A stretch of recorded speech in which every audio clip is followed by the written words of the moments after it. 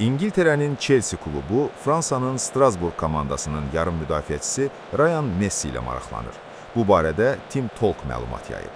Hazırda 18 yaşlı futbolçu icarə əsasında Səudiyyə Ərəbistanının Neom klubunda çıxış edir.